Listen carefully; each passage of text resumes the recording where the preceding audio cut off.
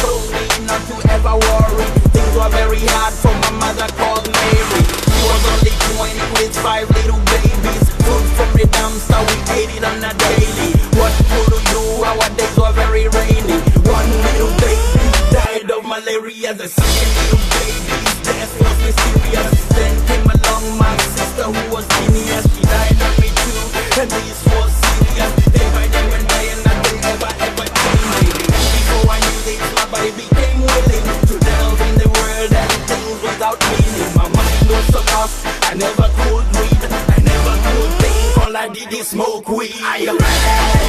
Are you ready? Are you ready? Are you ready for the Lord?